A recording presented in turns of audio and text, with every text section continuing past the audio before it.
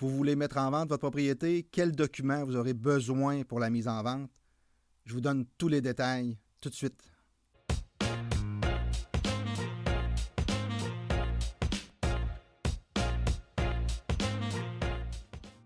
Bonjour, ici Mario Labrec. Je suis courtier immobilier chez Remax Accès depuis presque 20 ans, depuis plus de 20 ans maintenant même.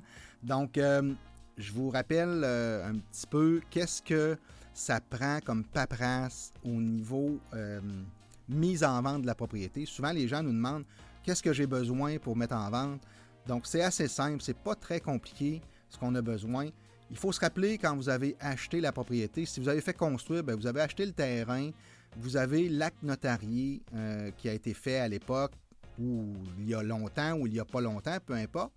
Idéalement, ça prend cet acte-là pour le notaire et pour transmettre à l'acheteur. On a l'obligation, on aurait le devoir de fournir ces actes-là originaux, donc au futur acheteur. Donc, si vous les avez, l'idéal, c'est de les remettre au notaire quand on va passer pour la signature de l'acte de vente, quand on va vendre. Mais si vous faites une petite recherche, vous cherchez vos documents, vous sortez l'acte de vente quand vous avez acheté. Et idéalement, si vous avez des actes d'hypothèque, même chose, l'idéal, c'est d'en avoir le plus possible. Mais je vous dirais que concrètement, dans ma pratique à moi, dans ma façon de faire, je vous dirais que c'est plutôt simple. On a accès aux actes de vente, justement, ce qu'on appelle le registre foncier du Québec. Donc, toutes les transactions sont enregistrées au bureau d'enregistrement à l'époque, sont maintenant disponibles par Internet, moyennant un coût X là, pour chaque document.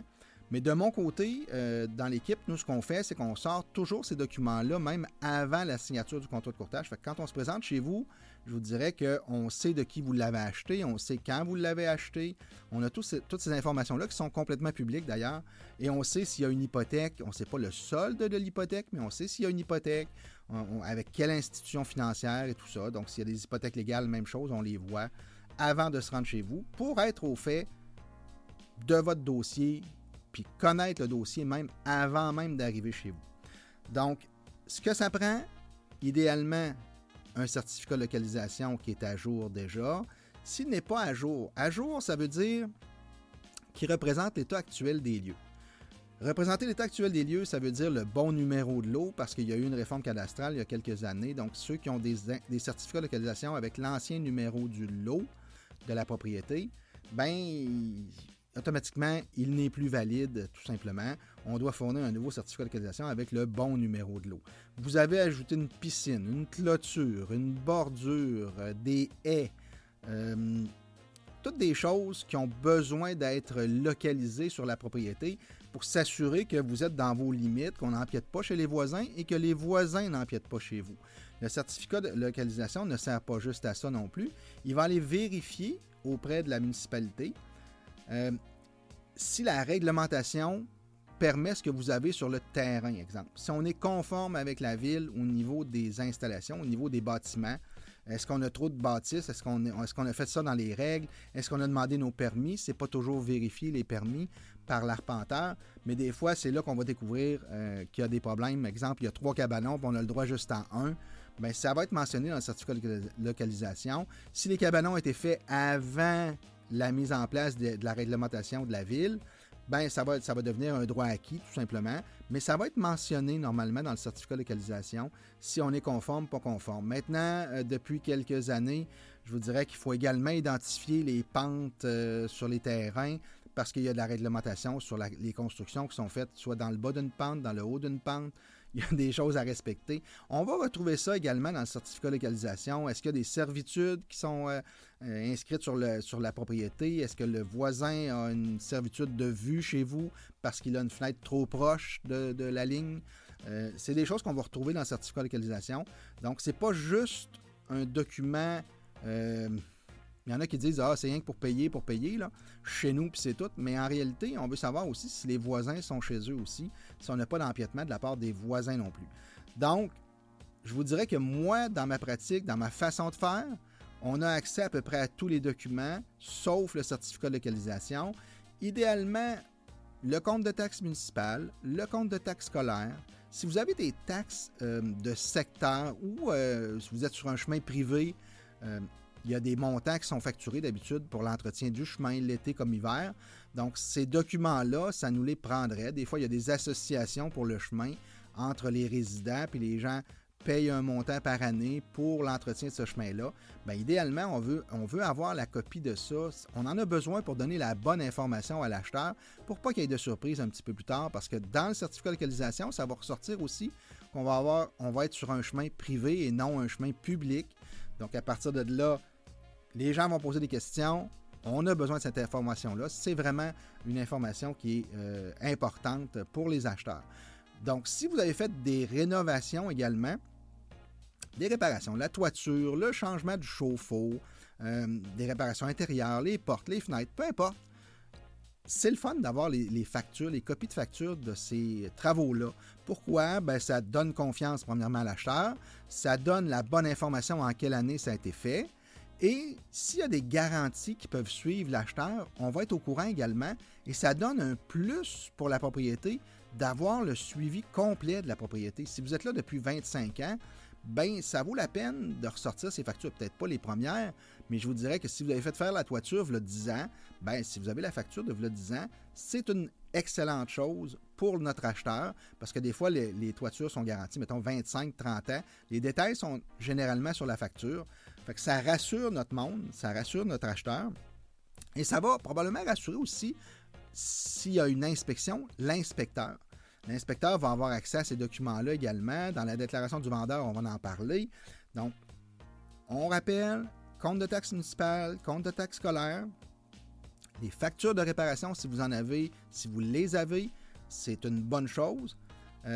Les actes notariés, si vous avez fait plusieurs hypothèques, vous avez des hypothèques légales, si vous avez des renseignements de ça, c'est une bonne chose.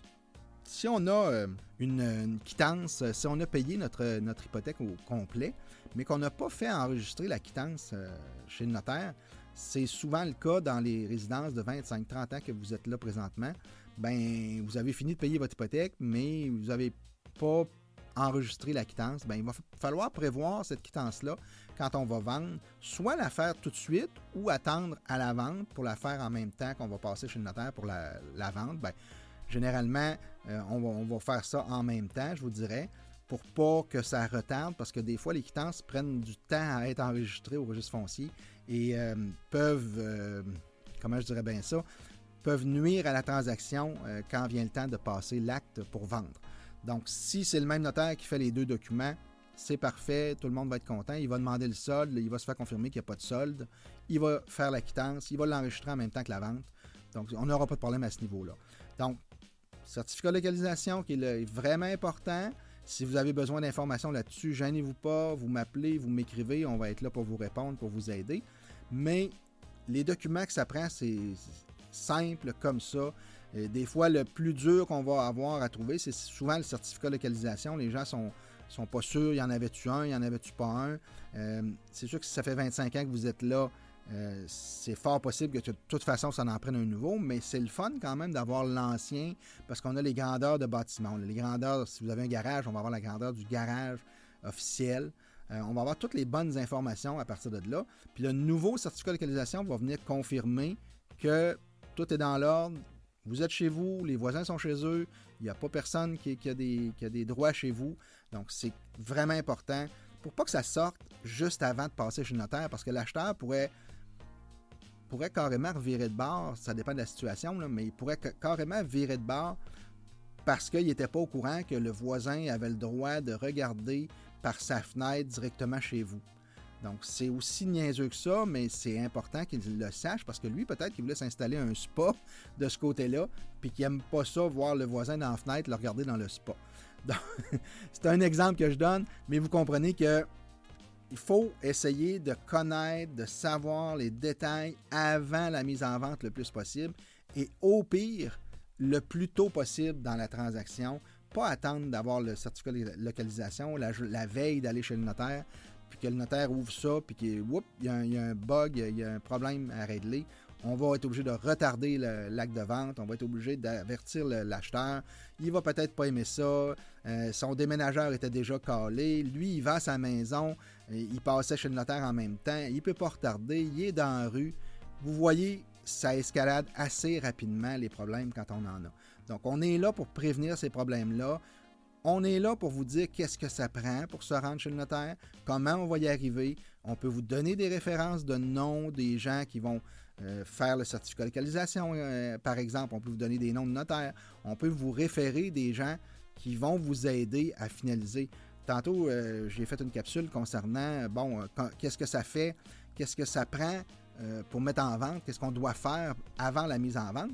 Je donne un exemple. Si vous avez du stock à acheter, à jeter, un 800 Got Junk est un bon service pour aller nettoyer chez vous et repartir avec le stock puis le trier parce qu'ils font un tri de recyclage également quand ils font du ménage chez vous. Ils peuvent faire le ménage de A à Z, sur des grosses vidanges ou des petites vidanges. Ils vont tout organiser ça, ils vont vous faire un prix. Puis c'est un exemple que je vous donne. On est là pour ça. Donc, si vous avez des questions, ne vous gênez surtout pas. Appelez-moi, écrivez-moi. C'est facile de me rejoindre de toute façon. Le 418-948-7000. Le 418-948-7000.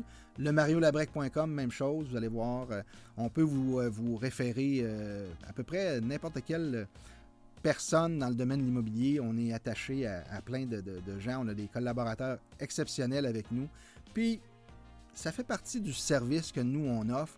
C'est l'accompagnement jusque chez le notaire, puis des fois même après le notaire.